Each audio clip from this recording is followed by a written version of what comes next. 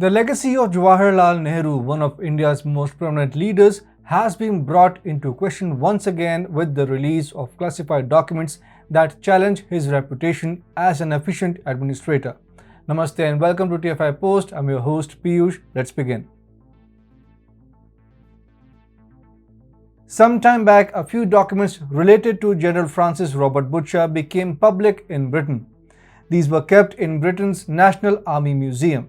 As per British media, The Guardian, India is against the idea of making these documents public. But it begs the question, what was the reason behind the previous Indian government's decision to conceal it from us, and why isn't the current government taking any action to declassify it? First things first, General Bucher was the first army chief of independent India who served India till 1949. These documents highlight that General Bucher was against the idea of Indian soldiers fighting a long battle for Kashmir. In fact, he had strong reservations about the capabilities of Indian soldiers. He pressured Jawaharlal Nehru to internationalize the issue. Unfortunately, the issue of Kashmir was taken to the UN. However, this was not the sole misgiving of General Bucher. Earlier, he had adopted a similar stance on Hyderabad. Along with Jawaharlal Nehru, he too did not want the Indian army to play an active role in liberating Hyderabad. It was Sardar Patel who struck the hammer at the right opportunity to liberate Hyderabad when Nehru left for a foreign tour.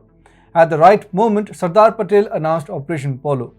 Strongly opposing this decision of Sardar Patel, General Roy Bucher tried to paint a needlessly alarming situation. He claimed that any move towards Hyderabad would increase the risk of air raids on Bombay and Ahmedabad. Sardar Patel laughed at his worry.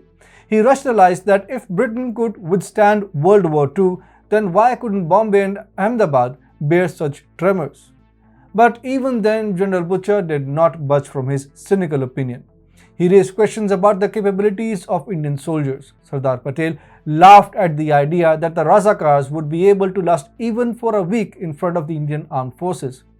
This interaction is said to have occurred on September 12, 1948. The very next day, Operation Polo was launched to free Hyderabad from the nexus of Nizam Shahi, Razakars and Communists. Sardar Patel's words were materialized by the Indian Army. Under the leadership of Major General Jayanto Nath Chaudhary, the Indian Army swiftly defeated the Hyderabadi Razakars in less than a week's time. The operation culminated on September 17, 1948, on the auspicious day of Anant Chaturdashi, that is, Ganpati Visarjan.